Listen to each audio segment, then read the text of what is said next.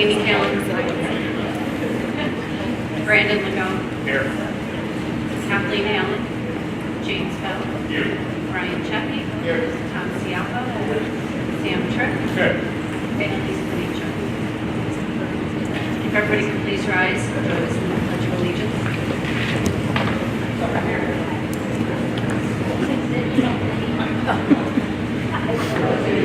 To the flag of the United States of America and to the republic for which it stands, one nation, under God, indivisible, with liberty and justice for all.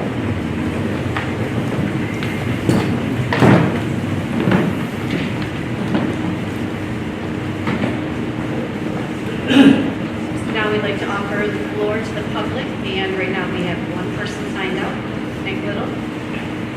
Could I actually have the mic instead, because I'm going to be doing this.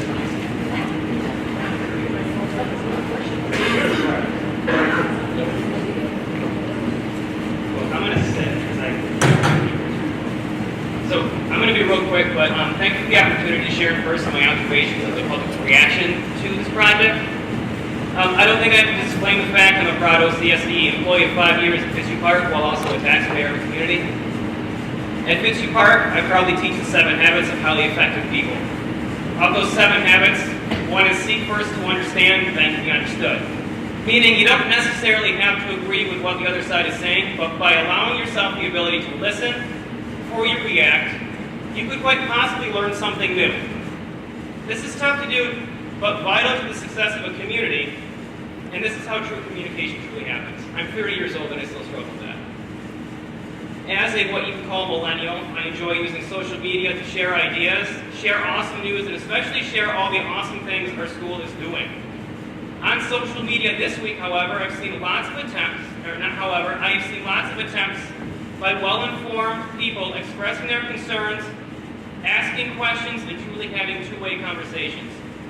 I have, however, also seen people go so far as to challenge myself, the district, board members, other colleagues on their salaries, going as far as posting my yearly salary online today, questioning when and when I should not be posting.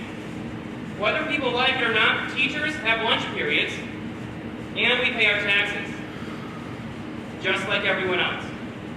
There has been an ever-so-present demand of professionalism from teachers and educators alike that I'm now calling on the community to also act a part. You want respect, it must be given. You want success, it takes teamwork. You want understanding, it takes patience and kindness above all things. You want conversation, it takes participation, and your actions, words, and your eyes. What I've learned from all this, whether the proposal passes or not today, is that many have convoluted the true sense of what community activism is into one quiet time on your couch, typing with your fingers. As you can see from the amount of people at this meeting, the most concerned are here, the most uninformed are on social media. No, I'm not suggesting you make every single meeting, but at least make the attempt to attend the ones that matter the most. Your voice does matter, and your voice does count when it's heard. We can't hear your voice if you're saying it with your fingertips in front of a glass screen. As we wait for the results on the proposal, I want to take the opportunity to thank each and every person involved with planning and presenting to this project. This was not an easy task, and one where not everyone will agree with everything. So is life. But the one thing I truly pulled from all of this is that this project truly is more than just a turf field. Thank you. Thank you very much.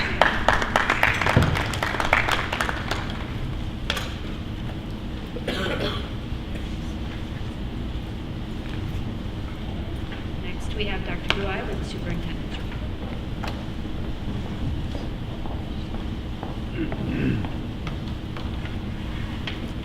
Good evening. Hi, Sharice. Nice to see you. I'd like to welcome Roseanne Bain with us tonight. Roseanne Bain, as most of you know, is the Assistant Superintendent for Curriculum and Instruction and so many other things at City BOCES. Roseanne has been doing an awful lot of work, and I have enjoyed, as several of us have enjoyed, her presentations over the last year or so, not only on brain research, but on the impact of poverty in our school district and the challenges and changes that poverty brings to public education. And certainly Oswego understands that as well. I've invited Roseanne to do a presentation for the board this evening. And I'm going to turn the floor over to Roseanne. Thank you, Roseanne. Need the screen to have? Yep.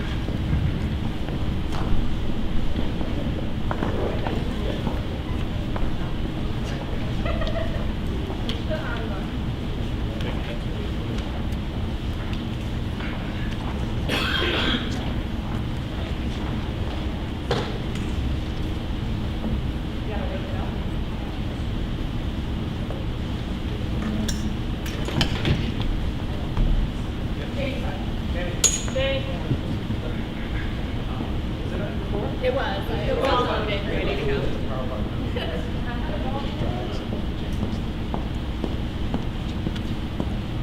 As we're waiting for that, the teacher review will come out, so we'll not waste time. So,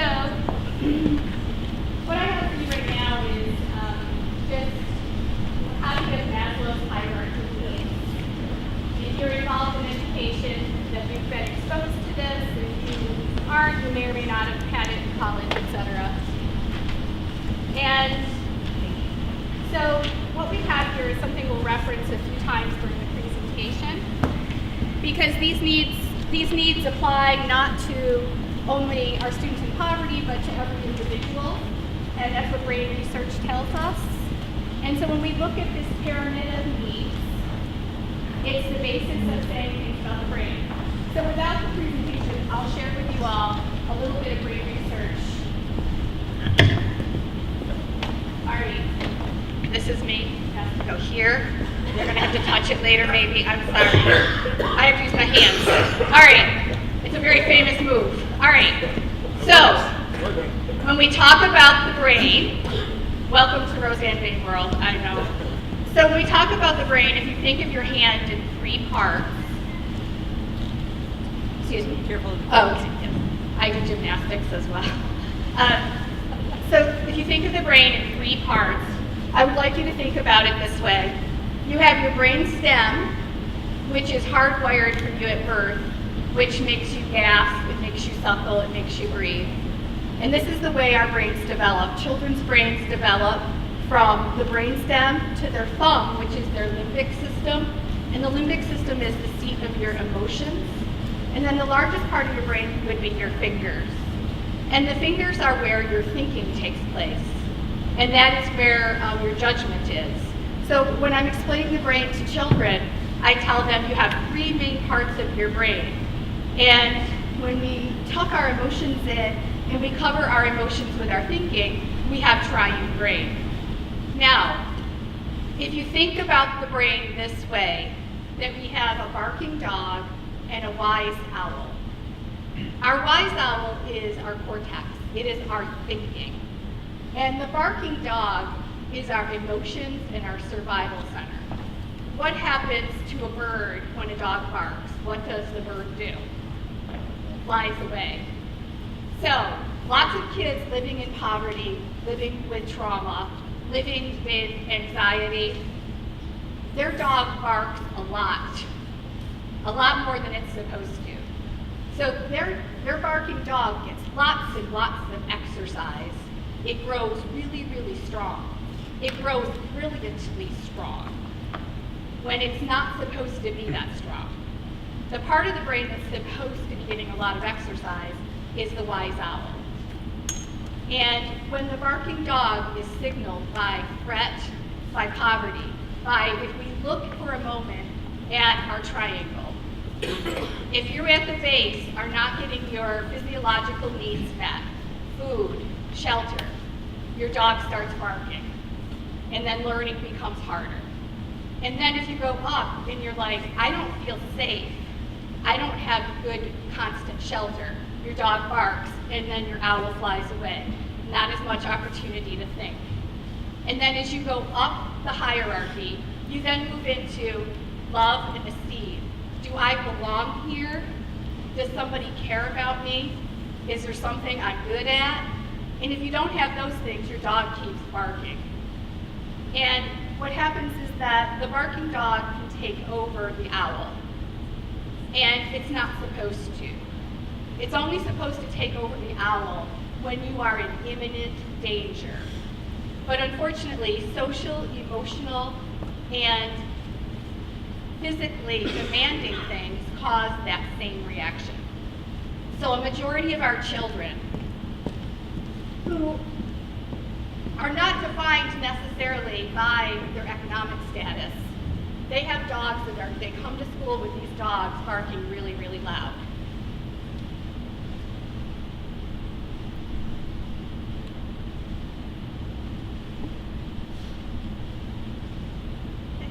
So that's the basis of me wanting you to understand that we're going to talk a little bit about poverty and that impact as well, but I want you to also know that the programs that you're putting in place at Oswego City School District are impactful on all students. Because the strategies that are used for students in trauma and students living in poverty are helping all kids. Because a lot of the kids that don't tell you about the traumas and the poverty are the trauma and the issues that are related to maybe bullying, etc., are kids from upper levels of the economic scale. Children living in the lower economic scales tend to have advocates and have a lot more people reporting things about them, and kids who are in the middle and upper class have a lot of issues that go unreported. And when you have strategies that are whole school strategies, you're impacting not just the kids you know about, you're impacting the kids that you don't know about. So when we take a look at this, you know, you've done a lot of work with Dr. Ross Green, and I would say one of my favorite quotes from him is, when we don't help our most vulnerable kids, we all lose. So the next question is, who are the vulnerable children of Oswego County? Well, students from all economic classes experience vulnerabilities that if we don't intervene, it will limit their potential. So they might be surviving and they might be passing some classes, but kids are not reaching their potential if the needs in this pyramid are not being met fully. And as much as we might say through society that we might be like, okay, you know, is that the school's job? Is that the school's job? It is, because all of the research tells us that without that pyramid, learning doesn't take place, and you're not preparing your children for the future of your communities. So social emotional learning, which if any of you have attended the ESSA trainings, etc., you know that that's a part of ESSA, which is Every Student Shall Succeed Act. And when you go to apply for your title funding, which is funding that helps you with your reading program, helps you with teacher professional development, all of that, you now, as school districts in New York State, have to show where you have implemented social emotional learning and addressed poverty and marginalized youth. So promoting that framework, you guys actually have taken, you know, a forward view on that and started things before they were required, which is excellent. But it's about creating a framework about not just how educators, but how educators, families, and communities partner together to promote every student's social, emotional, and academic learning. So who are the vulnerable kids? Well, the middle class student with an opioid addiction, the affluent student who's being sexually abused, a student with a learning disability who's reading, you know, below grade level, students with perfectionism issues, where a B+ is enough for them to self-harm, popular students who are experiencing cyberbullying on social media. We know there's two types of bullying now, face-to-face bullying and social media bullying. The victims of social media bullying are not marginalized youth, they're the most popular kids. And then people have this mistaken belief, oh, she's the homecoming queen, she couldn't possibly be being bullied. But in social combat online, she is, and she may not have the coping skills that a marginalized child has developed by being disabled their whole life or being picked on since kindergarten. A student living with a parent with a mental health issue is also one of your vulnerable students. A student living in poverty with food insecurity is one of your vulnerable students. So as the state shows and research around the country shows, our vulnerable students in our districts come from every walk of life. Now, students who grow up in poverty come to you at some disadvantages where districts need to level the playing field for them. Not lower expectations, but actually level the playing field. So when we talk about a student living in poverty, when they walk into kindergarten or pre-K, the things that they have as a 4-year-old are 30 million less words that they have heard than a student who lives in an upper middle class family. They have heard 30 million less words. And they come with a quarter to half of the sight words. So words that they can actually identify than students who live in middle or upper class families. So that is the major disadvantage that a student with disability has, a student living in poverty has when they walk in. Study after study and research after research tells us that is the key disadvantage. And now you have the countywide literacy initiative, which is actually addressing that in the county. The idea that we have to bring students in poverty and their sight words and their reading abilities up before 3rd grade. All the research tells us that if a student living in poverty is not reading on grade level by 3rd grade, that is the tipping point to where they will never catch up with their peers. So the program with the Reading League is vital, and it's actually, quite frankly, now getting national attention because very few school districts can have been able to come into agreement as a county on the same program, the same techniques, some of the same days off for teacher training, and we're seeing impact already in the county. So, I am from Oswego County, I'm a graduate of Mexico, I live in the county, this is my home, this is my passion. And every time the Robert Wood Johnson Foundation study has come out for the past 10 years, I cringe. Because we're always the worst at stuff. And I don't want to be the county that's the worst at stuff. And we are improving, but this is county rankings that take place in the entire country for over 20 years in validated studies. And they do this for every state. And in New York State, we have 62 counties. So in 2017, of the 62 counties in New York State, Oswego County consistently scored near the lowest in 2 categories, which are the 2 biggest ones of the study: health factors and health outcomes. So what are health factors? It makes you want to move when you find out, right? The percent of your population that dies before the age of 75. So essentially, through death census, any person that dies below the age of 75 in your county, you lose points, percentage-wise, if for any reason. So in 2017, we were 56th out of 62 counties in the state, but we've improved. So for 2018, we moved up, and on this scale, you want to be closer to 1, not 62. So that meant that we had fewer deaths before the age of 75 in 2017. So the health outcome data for 2018 is actually the 2017 data, and the 2017 is the 2016. But the most concerning one is the health factors. And this is the one that usually shocks people, and they're like, I didn't know that, thank you for sharing. But people will also say to me, well, how do we compare to other counties around us? Well, if you want to live longer, you go somewhere else. That's kind of what the data tells you, right? That all the other counties are doing around us, are doing, I'd say maybe, but no, I'm just saying, like we are the top of the barrel for our area. This is the one to be the most concerned about though. Health factors are about the services available to people and the habits and death rates and why people are dying before the age of 75 in your county. So, look at that. Ugh, right? As a county member, I'm like, I don't want to be 61st. The 62nd county is the Bronx. The Bronx in this study is considered a county. And then Long Island is not a part of this study, their study is done separately. But so as soon as you hit the island, they're not included. So the only county below us is the Bronx.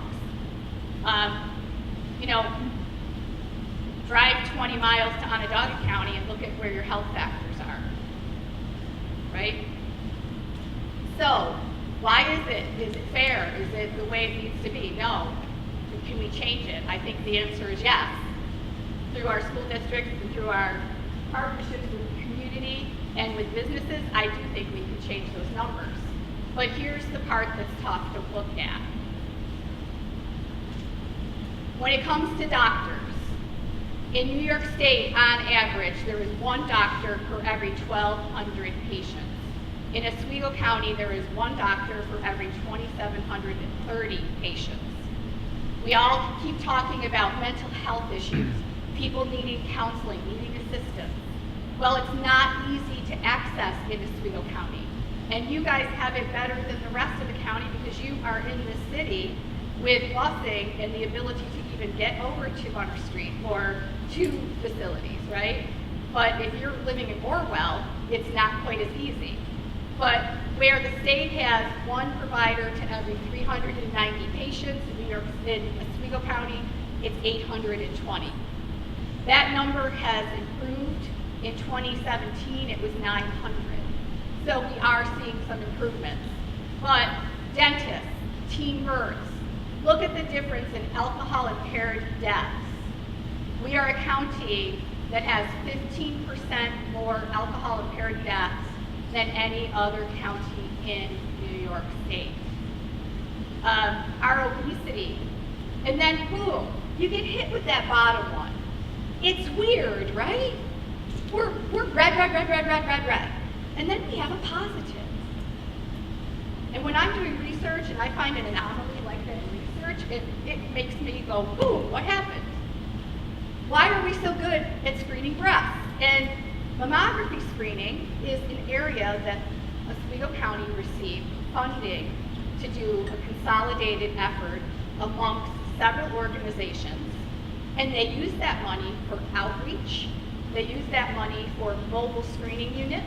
They use that money to advertise what the law is about being able to take a day off and not lose a sick day to get your mammographies done.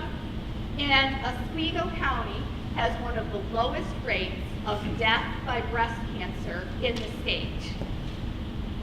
And what that line does is it gives Roseanne Bain hope. It tells me that when we collaborate, when we put our monies in the right places, that we can take a bad number and turn it into a good one, right? So that little anomaly makes me say, if we could do that with mammography and breast cancer, then why can't we do it with mental health, with the opioid addiction? Why can't we be the county that does that? So, you know, I hate to be the bearer of bad news. This is always tough stuff for me.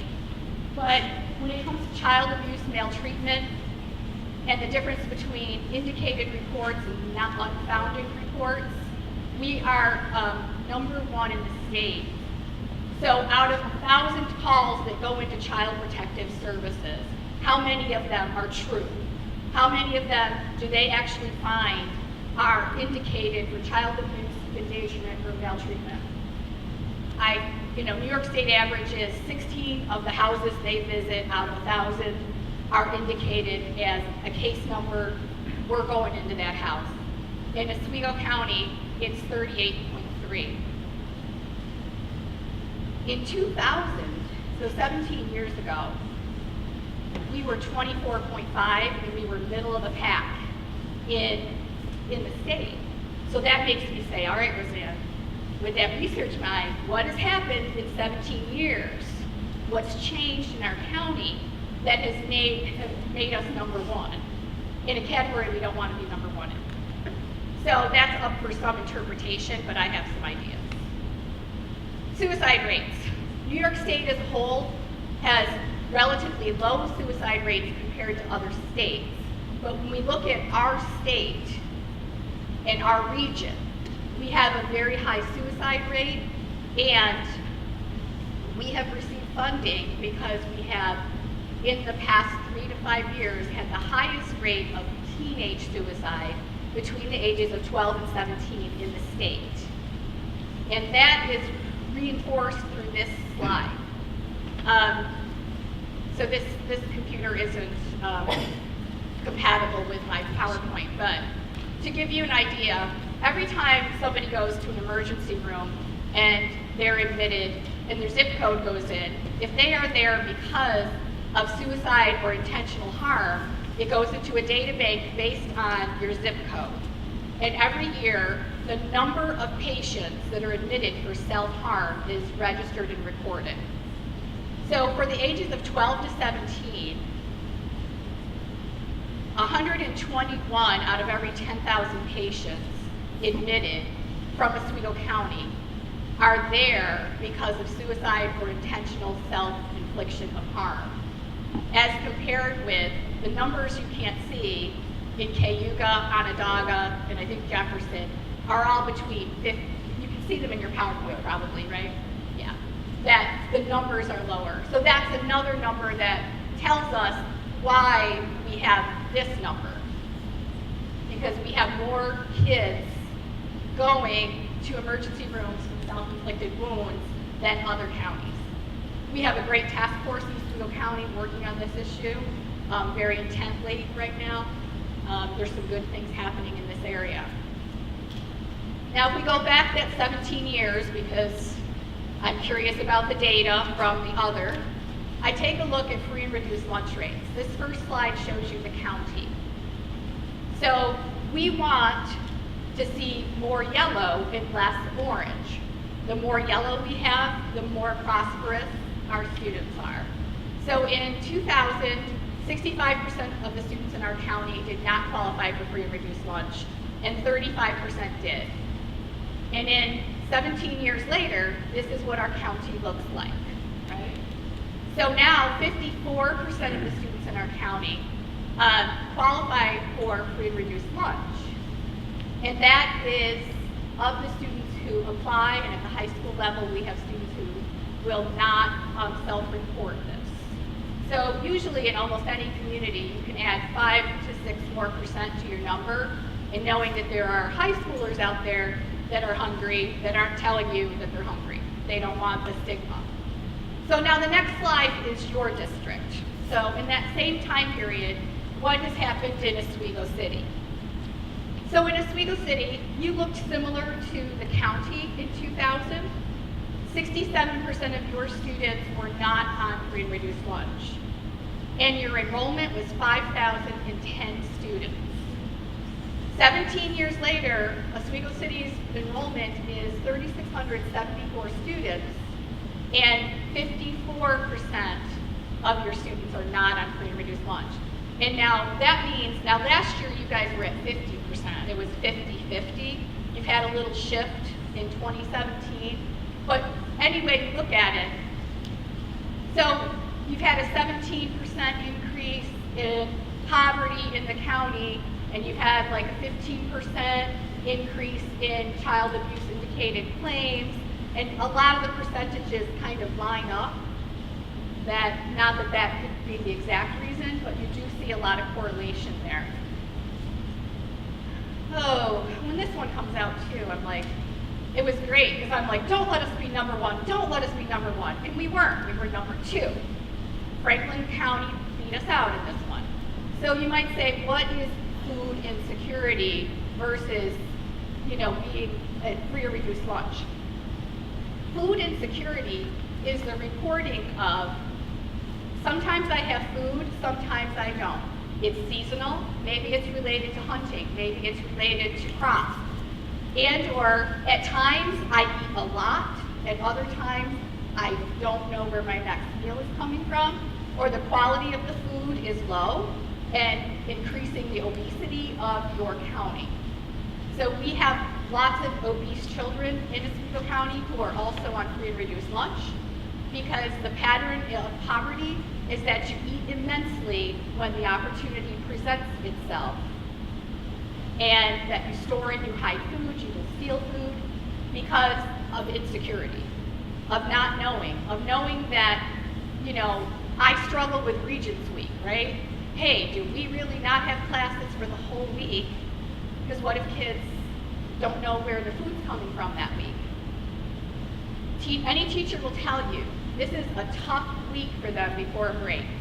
You have lots of kids who aren't sure where their meals are coming from when they're out of school for 12 or 14 days. I mean, they know that, yes, okay, maybe through a food bank or a church, we're getting a Christmas dinner, but that's one day. What about the other 12 or 13 when the school was providing me my breakfast, my lunch, and probably my after-school snack if they're in an after-school program? So that's why Oswego County ends up in this ebb and flow of food for students. So when you say to yourself, if you're on free or reduced lunch, how much does that actually mean your family is making to put you in that category? All right, so if we say, my first example is maybe single mom with one child, and my second example would be 2 adults with 1 child. So to get free lunch, if you're a single mom, your child, you can make up to $21,000. To qualify for reduced lunch, you can make up to $30,000. If it's 3 members in a family, it's $38,400. So what that tells you is you have like 48 to 49% of your students who very likely live in families making less than $30,000 per year. That would not be a crazy, fact for me to send out to you. Now I'm going to share with you something called living wage. And if you haven't experienced living wage, this is important for you to know. The living wage is a step up from poverty. It's saying if you had the money to cover all of the basics without talking about saving for retirement, without taking a vacation, but just to actually, on your own, without any help from social services, what do you need in Oswego County? And this is calculated for every county in the country by MIT. How much does it cost you to live in your county without public assistance? And it's not budgeting for prepared meals. It doesn't say, hey, here's money for the future. Note that this also means that money is available for you to pay your own health insurance.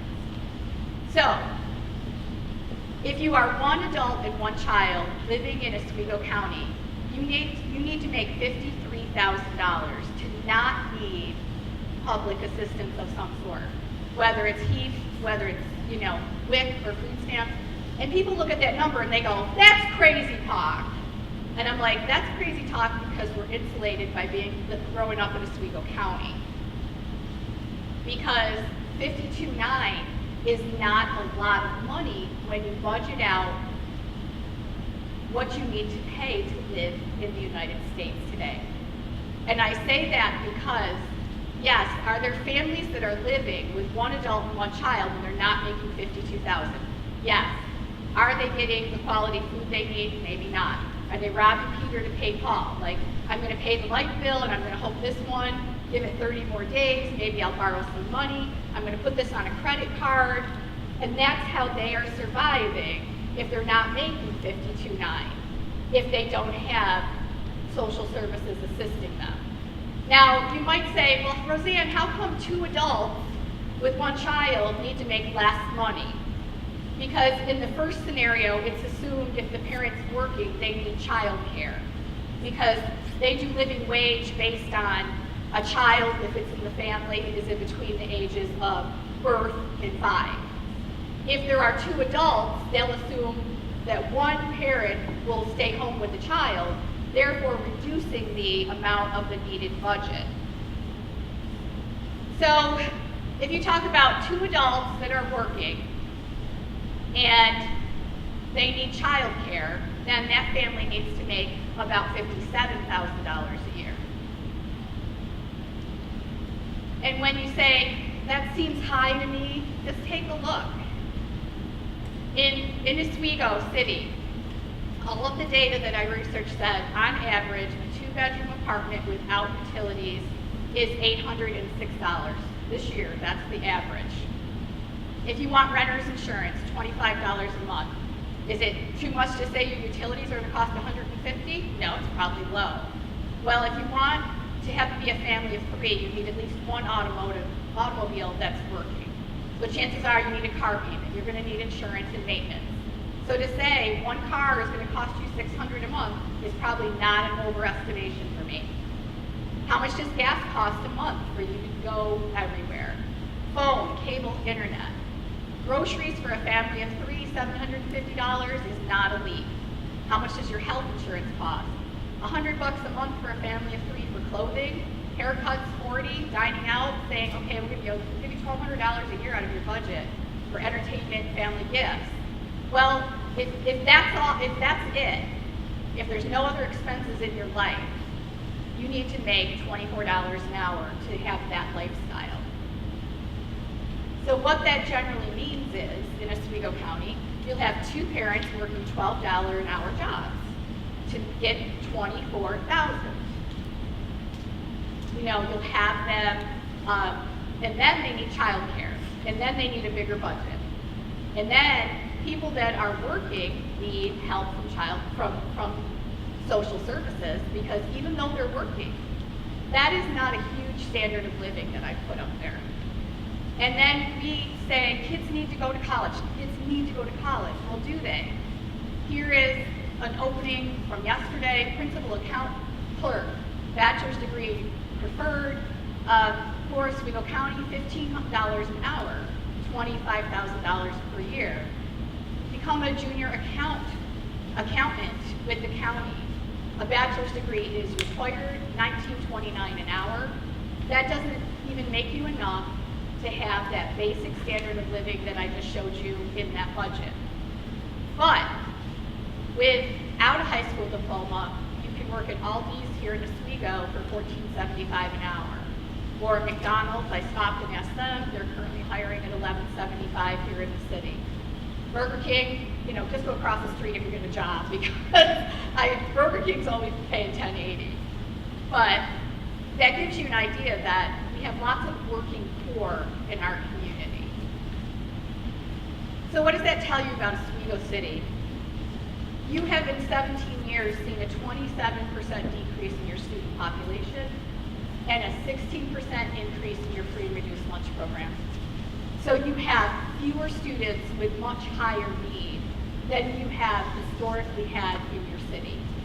And this is the pattern for our entire county. Don't feel like you're being singled out in this.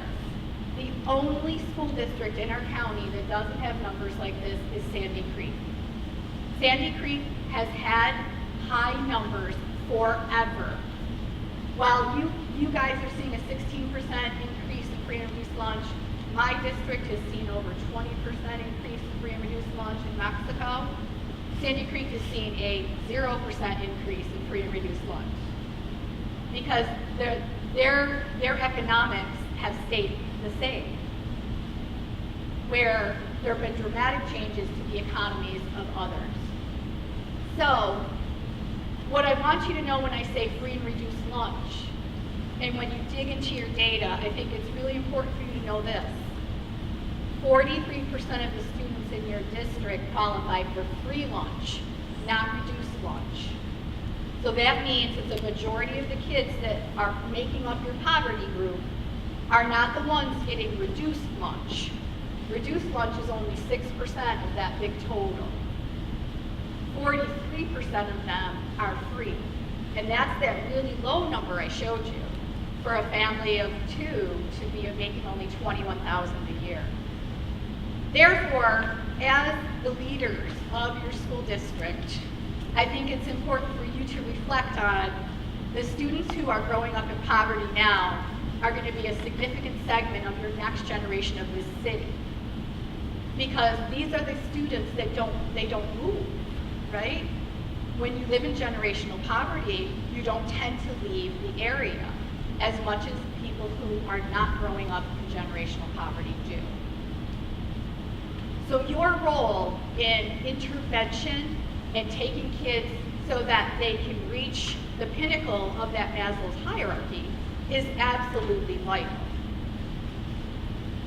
Because worrying about survival, safety, belonging consumes lots of excessive cognitive bandwidth. When you are using your cognitive bandwidth to worry about where your next meal is coming from, if you're going to be warm enough at night, are we moving in the middle of the night? If somebody abusing me, am I being bullied? Do I feel safe in this environment? Then you don't have the cognitive bandwidth required for higher order thinking. That means the dog is barking way too much, because that's the part of the brain that will respond to those difficult situations and release way too much cortisol that kids do not need in their brains. So, what are the things that make the dog bark? It's not just the food stuff. Our brain is absolutely designed to say, how do I survive? And I survive by protecting my perspective. And my perspective is tied to, am I safe? Do I have choice? What's my status? Are people being fair to me? Do they respect me? Am I competent? Do I feel valued? Those are the kind of things that make the dog bark. This barking dog was designed to bark only when a saber-toothed tiger was chasing you. Instead, it barks now in modern society for these things, which are very socially and emotionally driven. So I took that pyramid, and if you look at that pyramid, I put it on a child's head, because the pyramid is impersonal, and the head tells me we're talking about kids' lives. And so when we're talking about kids' lives, and we know that they need these layers in place to reach their full potential, we have to sit back and say, all right, look, we know that we have kids coming to us with only a quarter tank. You know, they're not full. So what is our school district doing to get them to full? So that whole head looks like the last picture. Because we are hardwired for some basic aspects of life, but we totally rely on our caregivers for survival and development more than any other creature on Earth. It takes humans longer to reach maturity and develop than any other creature, and we are malleable. And I've got a microscope. What's this? Microphone. Microscope would be funny. All right, so I've got this here, and I'm just going to say that think about this. Why are we born so underdeveloped? Think about your noggin going through the birth canal. Our species would be gone if we were developed with our fully developed brains.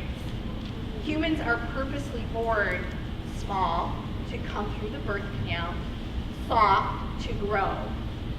And we cannot stay stunted at this stage.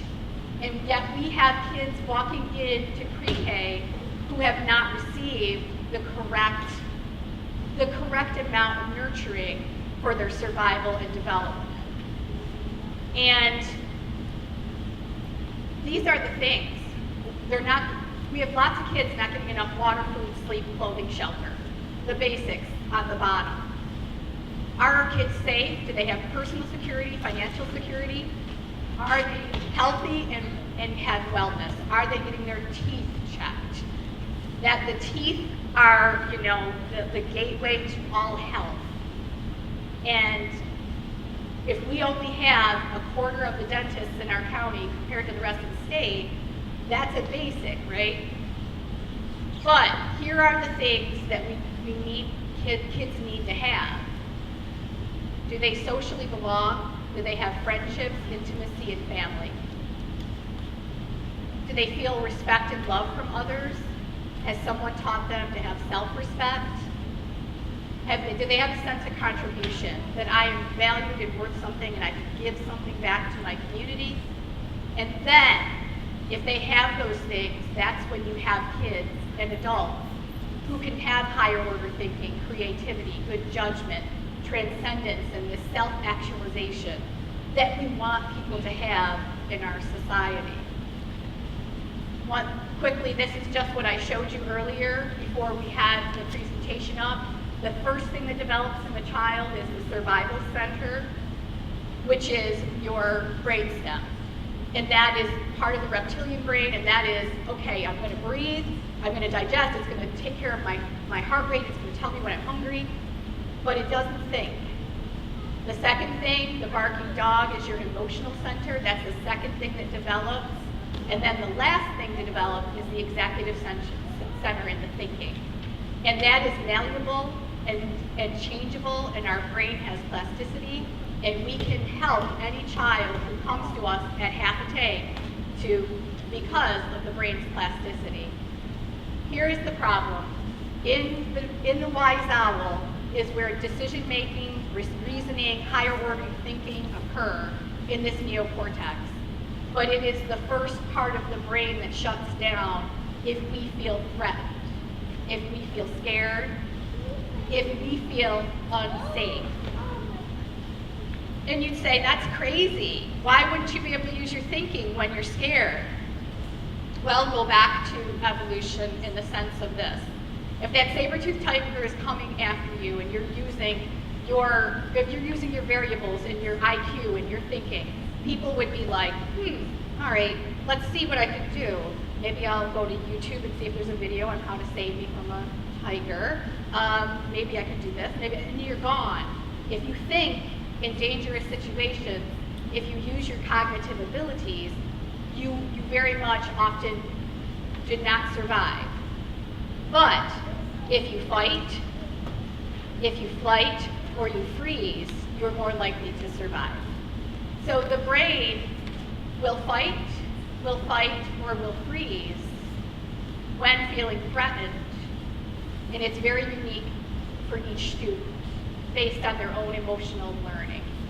So you'll have more kids born in poverty, more kids who are coming from trauma, who will have issues with behavior, who will have issues with learning, and not because they don't have potentially brilliant brains, but because our biology is shutting down their cortex because of the cortisol.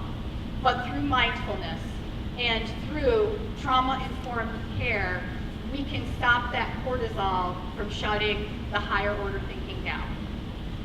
So the strategies that you're implementing in your district and teaching your teachers are the things that will help every child, and especially those living in poverty or with any sort of trauma. The good news is, folks, that there's lots of research that sustained positive environments have positive impact on brain health and IQ. Meaning, when I first became a teacher back, in the old days, they told me, whatever your IQ is what it's going to be for your whole life. IQ doesn't change. Well, they now know through brain imaging and studies that IQ can change dramatically throughout your life. And they know now that we can have students who come to us with genes that are predisposed to certain behaviors, that we can actually change their gene patterns before they have children of their own, so that they don't pass those genes on. And the brain is happy knowing that there is a place where I'm going to have positives. It doesn't have to be 24 hours a day. It doesn't have to be in my home. It doesn't have to come from my parent. But if my brain knows it has an expectation that when I walk in the school doors, I'm going to have that pyramid fulfilled, it can overcome the negatives happening in the household. So all your social emotional strategies that you're implementing are good for every student. And when we look at this, what you guys have been teaching in Oswego, which is exactly what you need to, is this. We are not looking to sympathize with students and say, I feel sorry for you and I will save you. We are looking to be the orange. I understand, and I'm going to help you learn how to solve your problems. The problem is that within any organization or community, we have people in the blue that are like, hey, someone's in quicksand, what time's lunch? So what we need is, what I think you guys have been developing, is the orange. I understand, and I'm going to help you solve your problems. So what I would say to you for this is, what predicts success? Because sometimes we get a little too caught up in SAT scores, and are we a blue ribbon school, and how did we do on this exam? What we know through Harvard research is that your intellectual capacity, so your IQ, and your technical skills only account for like 16% of whether or not you're going to be successful. 82 to 84% of are you going to be successful are related to emotional intelligence and how we treat others. The what we know part is important. I don't want a surgeon who nobody's doing, but the way that we treat people and the way that we are taught that empathy versus sympathy versus apathy is more important to predict success. So as a county, what have we been doing? The county-wide reading initiative, PTEC, we've written a COSER for FARNA prevention services to be in every school district in the county. We're working on school-based mental health, backpack programs, college and concurrent enrollments, trauma-informed instruction, mindfulness, the alternative ed programs, and much, much more. We don't have sound, so I won't show this video, but if you would like to watch a video, it's only 45 seconds long. This is a pretty good one. Just to say, one size doesn't fit all. And that's the end. Any questions? I can put a lot into like 35, 40 minutes. Does anybody have any Purell?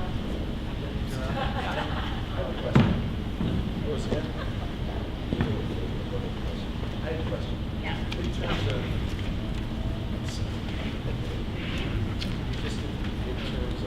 networking, looking for the data as we go along to mark these, because if you're talking about the traditional testing, we're not going to necessarily look at that. Are we quantifying the emotional development as well? I think that what we find in most of our alternative programs is that at the middle and high school level, we've been able to correlate success of the interventions by behavioral changes, by reduction in referrals, an increase in grade point average, and attendance. So those are some basics that we started with in our alternative programs to say this is having positive impact. And some of it is related as well, more anecdotally, to happiness / we have actually been able to have kids indicate mood and feeling from the beginning of the year to the end of the year, and stating different levels of feeling secure, feeling safe, because the best measure of whether someone's secure or safe is their own feeling of it. So we've had some anecdotal things that we've done, and then we have some specific measures related to attendance, discipline, and grade point average, and graduation rate amongst marginalized students. Anything else? Did you actually put into play some of the procedures that you started? Have you seen, obviously not a decrease, right, because we've kept on going the same, but have you slowed the trend? Have you been able to measure that?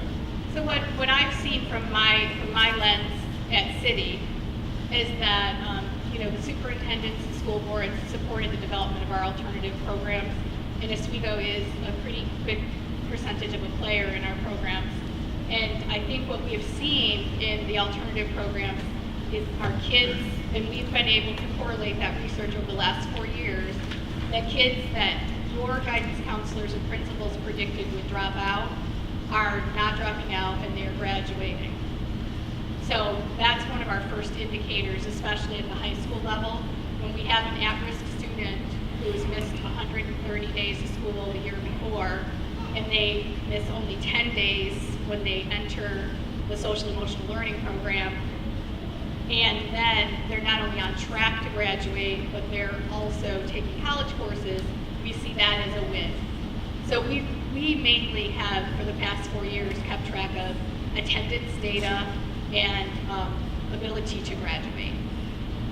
And now we're moving into, now that the program has developed a little more fully, the programs are developing more fully, we're doing now more with work-based learning. So now we've got the barking dog quieted down, Now let's look at the potential of the student and what they might do for a career. Yes.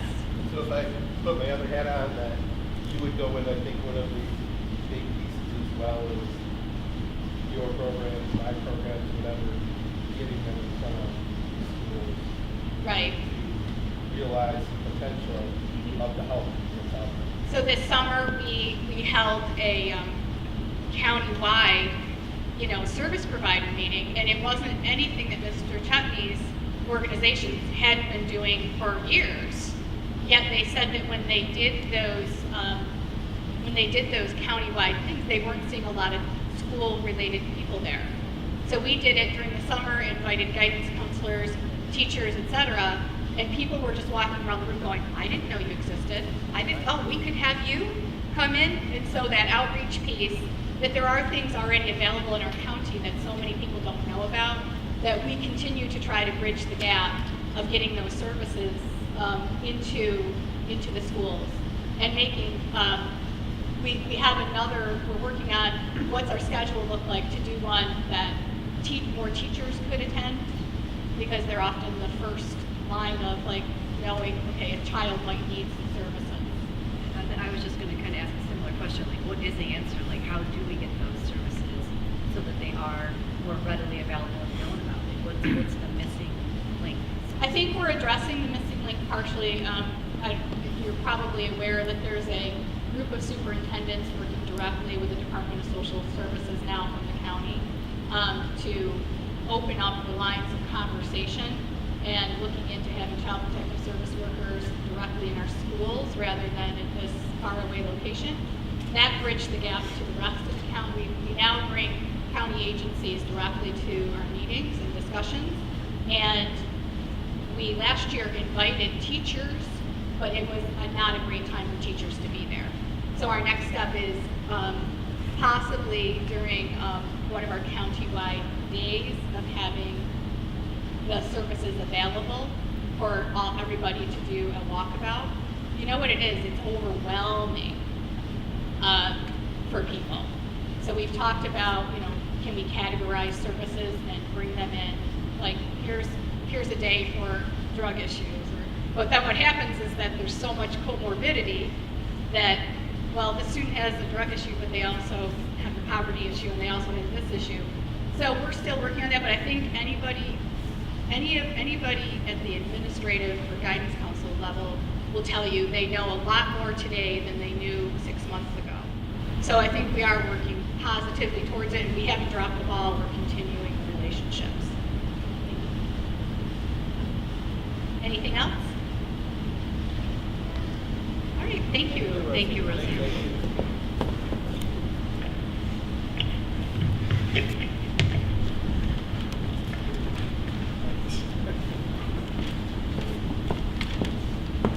Next on the agenda, we have the committee discussion. Any committees, any reports?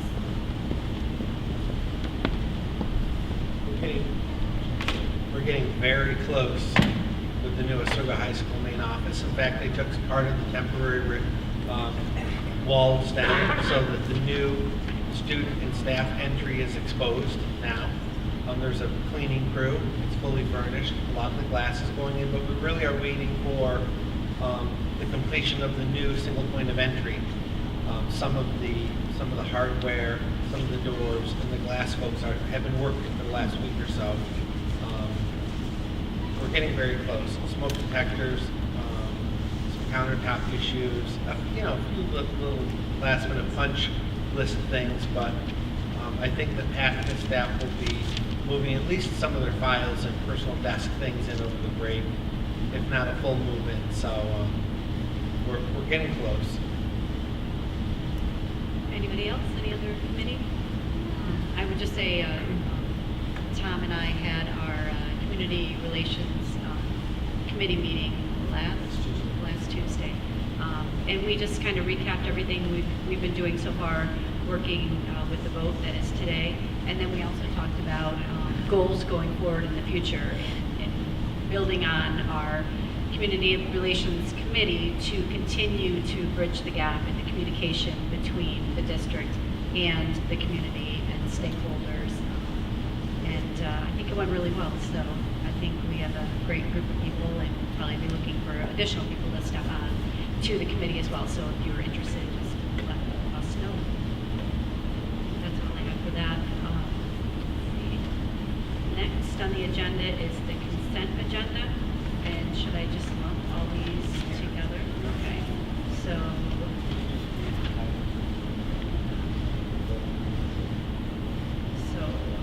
we have the minutes of the regular Board of Education meeting of December 4th.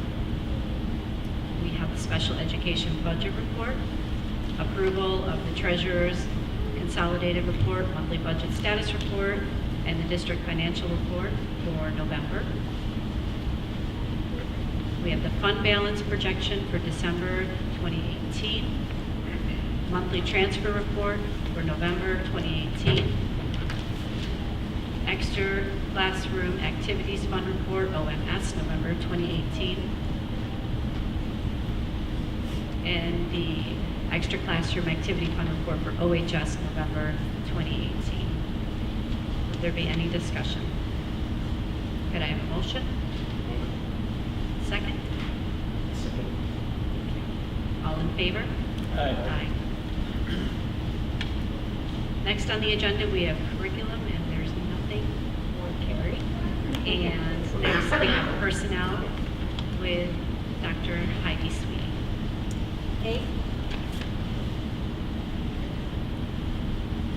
A, support staff retirement for William Carney, transportation.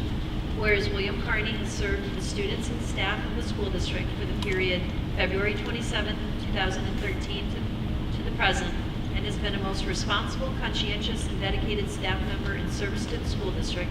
Now therefore be it resolved that the members of the Board of Education of the Oswego City School District hereby acknowledge the faithful services of Mr. Carney upon accepting his resignation for the purpose of retirement from the position of school bus driver effective January 2nd, 2019, and we express our grateful appreciation to him. Thank you. Any discussion? I actually want to say something. Mr. Carney is fantastic, so I want to say thank you to him for everything he has done over the past 9 years. And I know last year when we talked about doing a monthly recognition of people who go above and beyond, he was like top on my list, that if that got initiated and started, which hopefully we do starting January 1st, he was like top of my list. He's amazing. I mean, he so greatly cares for everybody.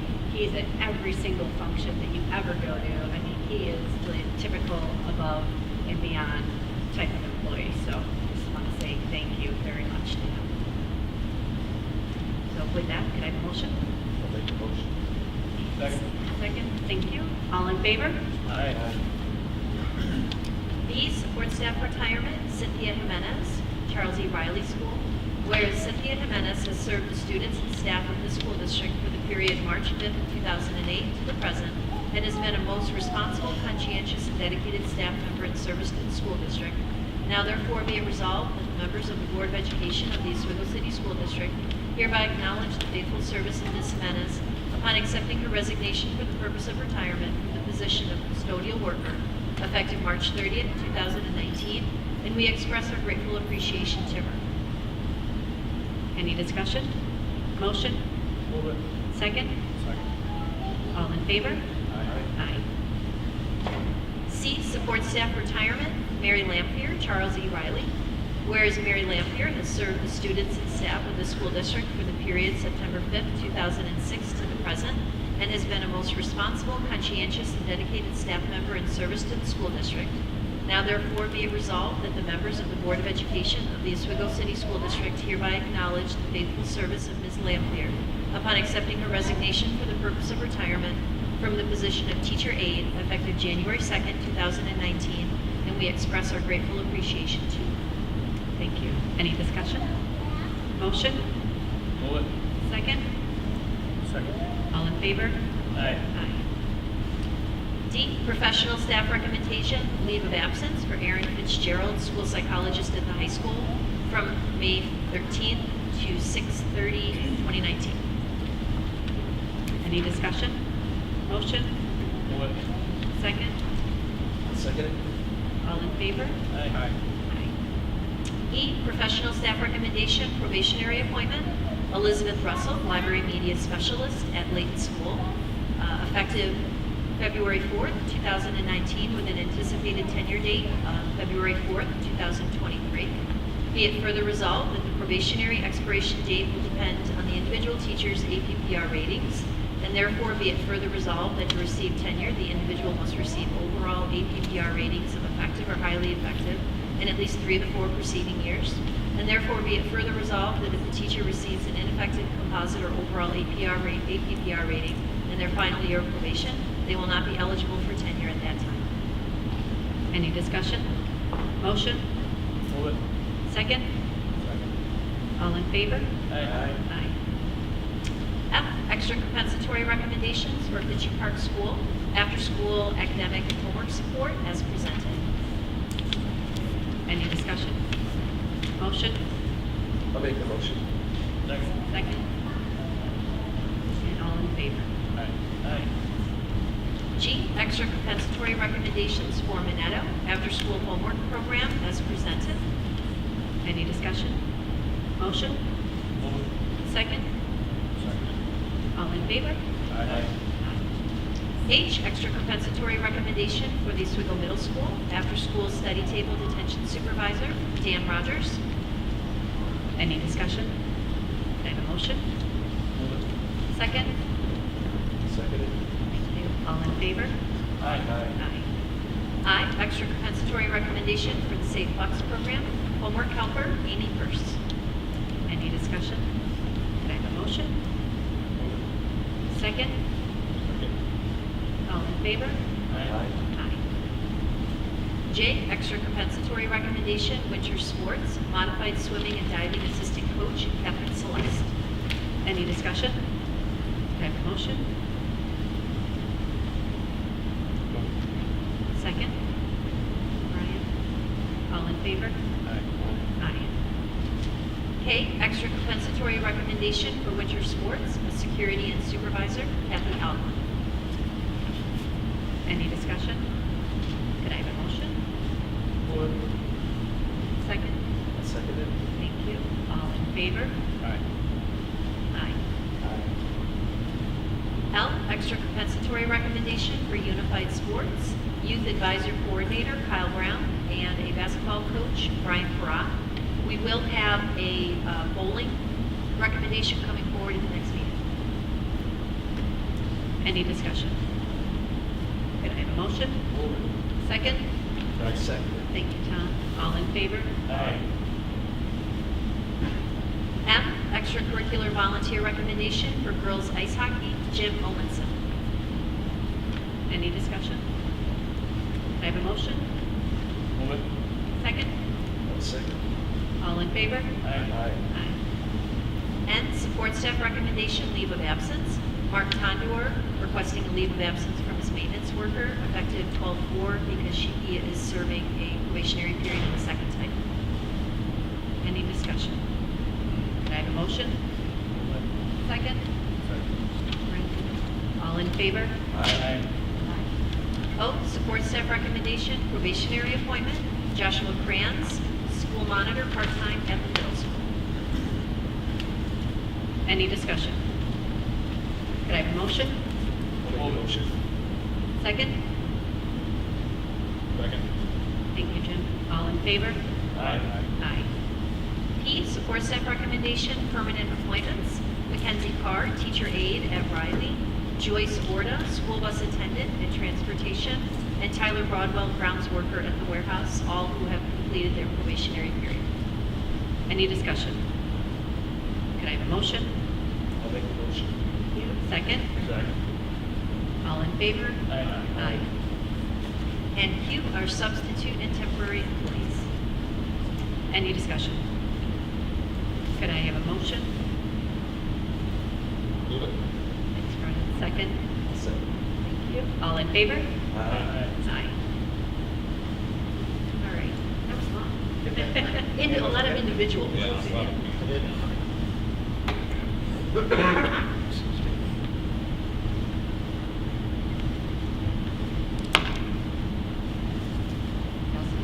Okay, next we have finance. with Nancy Squires. A is a memorandum of understanding between the New York State Mentoring Program and Frederick Layton Elementary School. This is just a clarification and documentation of the program at no cost to the district. Anybody have any discussion?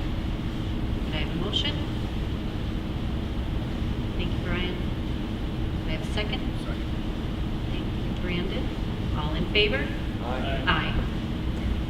B is for the approval of a contract between Danielle Bronk and the Oswego City School District. This is for a special education independent evaluation at a cost of $2,265. Any discussion? Could I have a motion? Move it. Thank you. Second? Second. Brandon. All in favor? Aye. C is a facilities use for Brunstead Christian Community Church to be added as an approved organization for a facilities use for volleyball training camp. Any discussion? Could I have a motion? Thank you, Brandon. Second? Second. Thanks, Jim. All in favor? Aye. D is for the board to accept a donation from Aaron Fitzgerald of an assessment tool valued at $475. Any discussion? Could I have a motion? I'll make the motion. Thank you, Tom. Second? Thanks. All in favor? Aye. Aye. E is for the board to approve the establishment of the John C. Gagas Memorial Scholarship. Right now, there is no dollar amount, but it is for a high school student that wants to go into business, and they're going to do some fundraising in January. The family has roots to Oswego and wanted to give back to the community. That's great. Thank you, Nancy. Any discussion? Could I have a motion? Move it. You have a second? Brandon. All in favor? Aye. Aye. And F is for a resolution ratifying the actions to sell the former education center for $1.6 million as presented. Yay. Any discussion? Yeah. Okay. Motion, Brandon, second, Jim. Yep. Okay. All in favor? Aye. Aye. Okay, next on the agenda, we have student representative discussion. Lisa, did you have anything tonight? Yeah. Through high school, we have all of our holiday concerts still. Thursday, we have our assembly. Basically, it's split the school in half. Then half school goes for one third period to listen to the orchestra band and chorus. And Friday school goes for the other half. Also, personally, I came from the voting area. It's quite fast. Great. And through being on the board, I learned a lot of having a part of myself because I learned more than I've been working all Friday. That's great. Thank you. Next on the agenda is items from the board. Does anybody have anything they want to share tonight? I just want to Go ahead, I was Ryan. just going to say, with the vote being today, and hopeful for the right outcome, but thank you, Dean, for all the outings you did and everybody else here for putting the time, the time to town to do it. So, and I know everybody put the time in. So I think as we talked about in March, getting the word out, I think here we did. We got the word out this time. Thank you to everybody who worked hard, for teachers and such, and speaking up.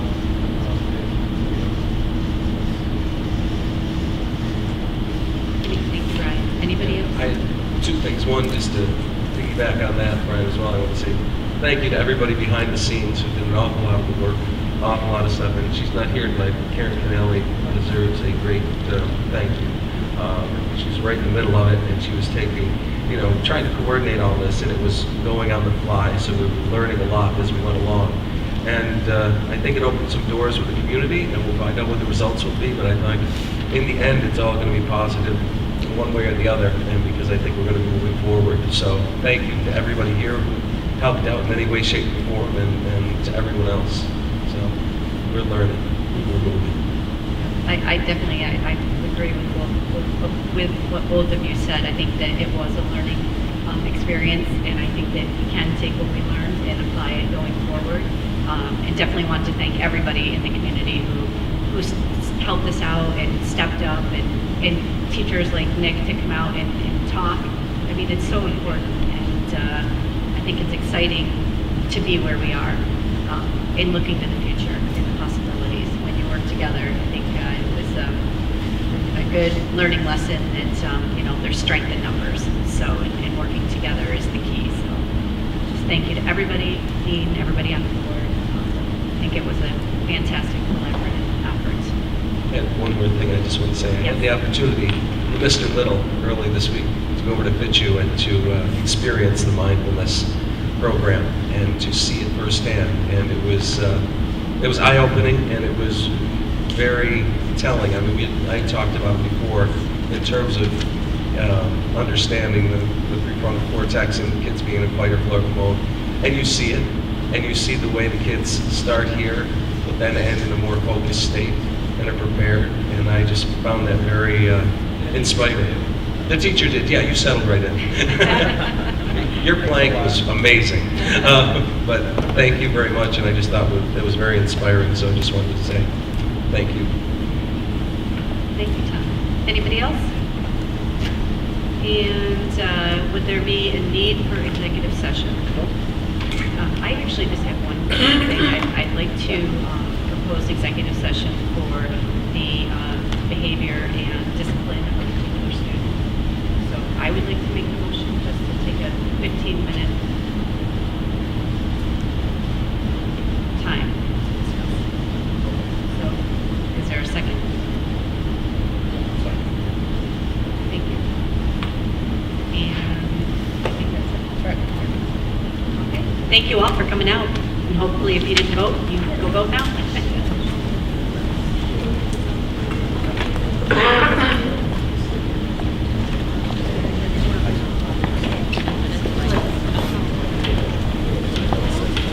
I know.